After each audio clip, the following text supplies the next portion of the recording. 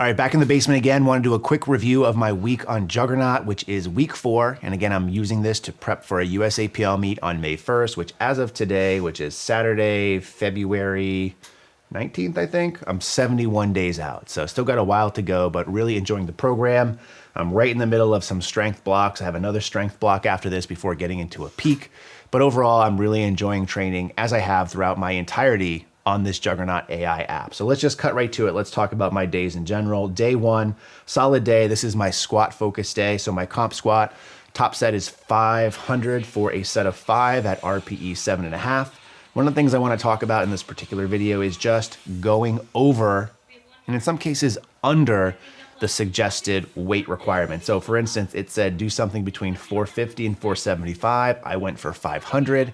I rated it at an RPE 7.5. And for my top set, usually somewhere between a 7 and 8, I think is ideal. So even though I jumped 25 pounds more than what the app was suggesting, I still think I nailed that in terms of weight selection. Now, the reason I want to talk about weight selection on this is because I've seen some people in the Juggernaut AI Facebook group mention things about, hey, this program isn't really challenging enough. And one of the things I will say to that, first of all, is if you're in the power building, it shouldn't be challenging. You shouldn't be doing like RPE 9 and 10 sets very often. You will have some RPE 10 work, but it's like doing sets of like 10 or 12 or something ridiculous where it's not weights that's going to crush you like it could potentially do in the powerlifting program. So what I mentioned for that reason is if you want to bump up the weights, you can, right? This is like a coach in your pocket. It makes suggestions to you based off of your own inputs and how you respond well.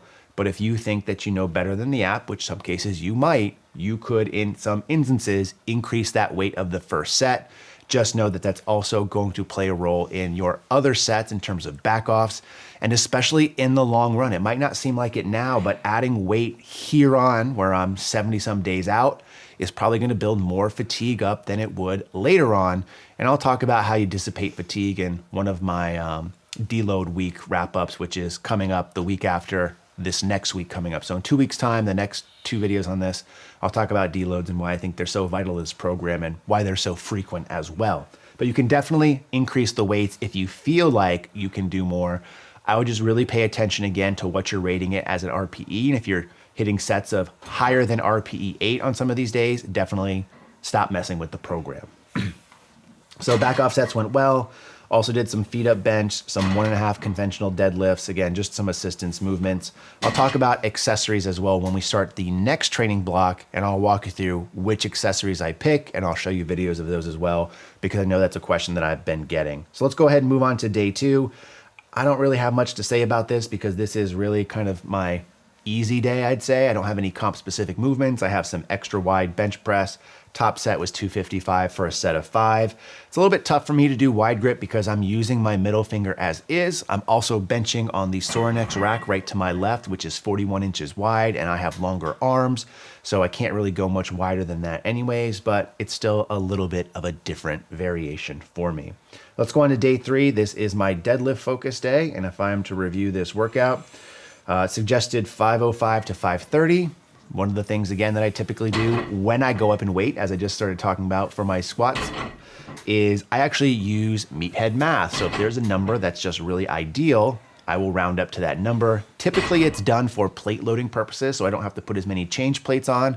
But sometimes, too, if I'm given a set at 495 and I just really want to do a set at 500, I'll throw on an extra pair of 2.5. So I do make my judgments based off of number 1, how easy it is to load on the bar, and also any particular milestones on the barbell as well, just something that I do.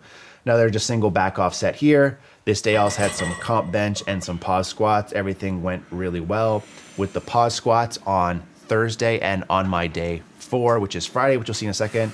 I went sleeveless just because I didn't feel like putting on my sleeves, and it's nice to know that I can still squat without knee sleeves. I think oftentimes we become way too dependent on our equipment. Definitely guilty with that, but it's nice every now and then just to get a little bit of a different feel, especially when it's not on like a top set or all effort or my main squat session for that particular week. So nice to get it in. So let's go to day 4 and end this week out.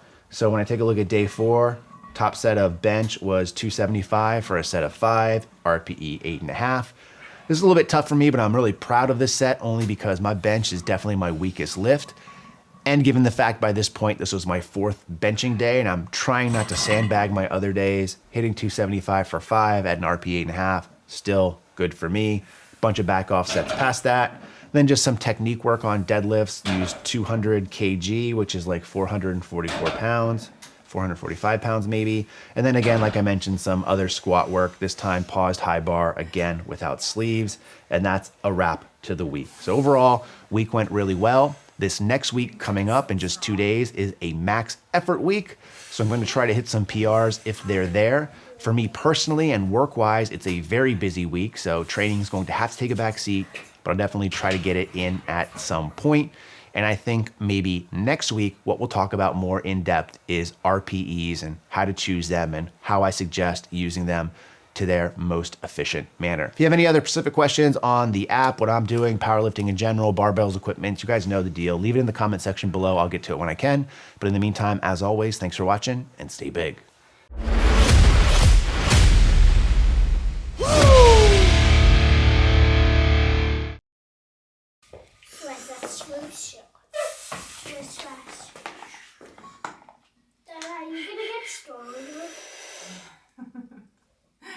Yes, he is. Ooh, do you think Dad is so strong? Even if he gets